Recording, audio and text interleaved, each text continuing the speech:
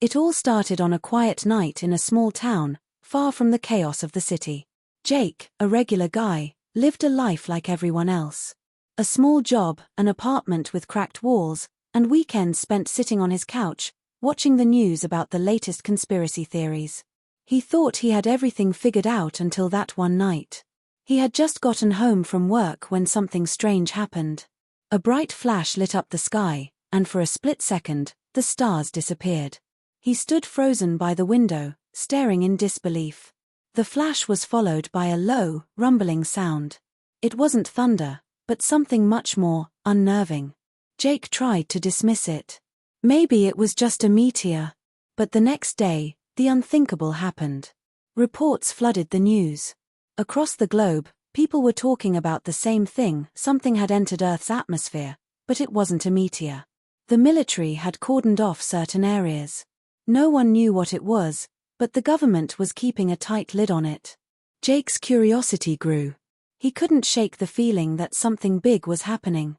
He decided to take matters into his own hands.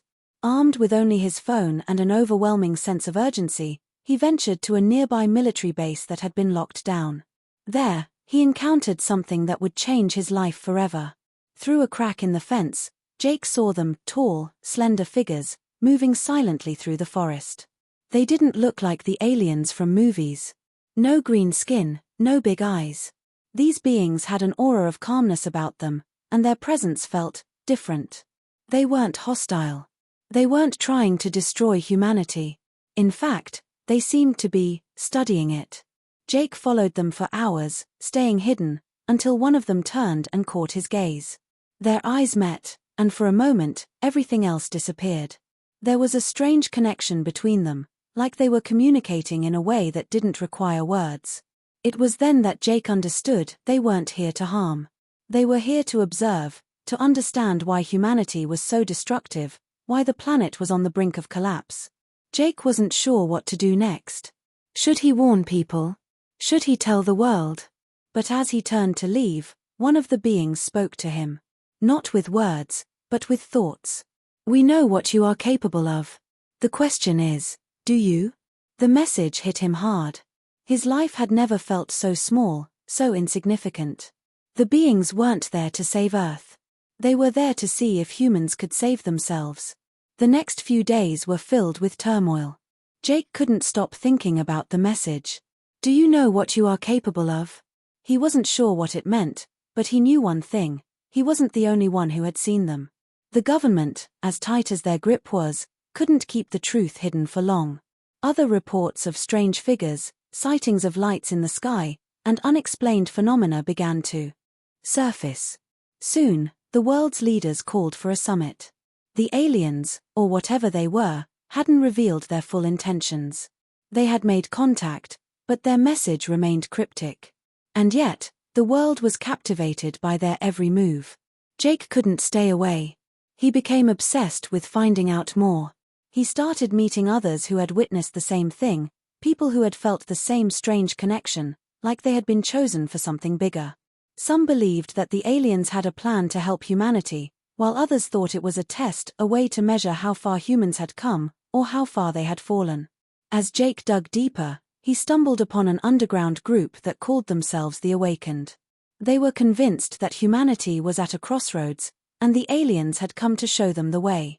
Their leader, an older man named Elias, believed that the aliens weren't just visitors, they were guides, sent to help humanity unlock its true potential. Elias explained that throughout history, humans had been visited by beings from other worlds. But each time, they had failed to understand the message. They saw the visitors as threats, not as allies. And every time, the world had suffered. Jake couldn't deny that there was something powerful about the idea. What if the aliens weren't the enemy? What if they were the key to humanity's survival? He joined Elias and the Awakened, determined to learn more about these beings and their purpose. But as they dug deeper into the alien encounters, Jake began to notice something unsettling. The beings were always watching. They weren't just observing, but influencing. People who had come into contact with them seemed changed. They spoke in riddles, and their eyes carried a distant, almost knowing gaze. It was like the aliens were slowly shaping the world in ways that no one could understand. Jake began to feel the weight of the question that had been hanging over him.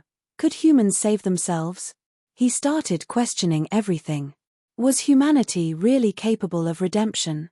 Or had the world already passed the point of no return? The answers were unclear, and the more he searched for them, the more confusing everything became. One thing was certain: the world was on the brink of something monumental. Whether it was a chance at salvation or total destruction was anyone's guess. The tension was palpable. As more people began to embrace the teachings of the awakened, the government and military grew more desperate to contain the alien presence.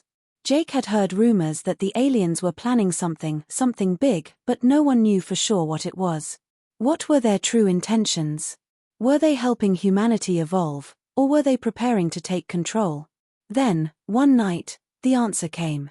Jake and the others were gathered in a secluded area, just outside the city. The sky was dark, the air heavy with anticipation.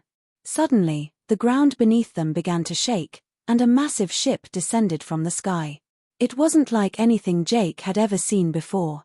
The ship wasn't built of metal or technology as humans knew it. It was organic, alive in a way that made the world seem small in comparison. The beings stepped out, their figures illuminated by a soft glow. And then, they spoke. Their message was clear: we have watched you for centuries. We have seen your potential, and we have seen your failures. We are not here to lead you. We are here to show you the way.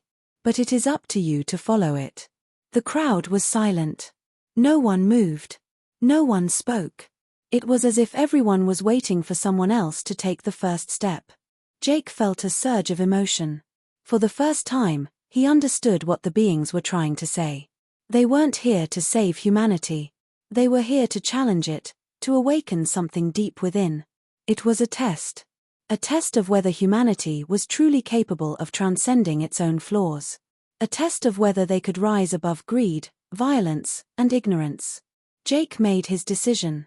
He stepped forward, his heart pounding in his chest. The beings looked at him, and for a moment, the world seemed to stop. He wasn't sure what would happen next, but he knew this was the moment that would define humanity's future. The beings extended their hands, and Jake took one of them. For a brief moment, everything went quiet. And then, the world exploded in light.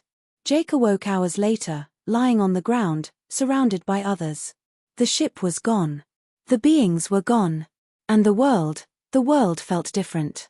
It was as if something had changed, something deep within the fabric of reality itself.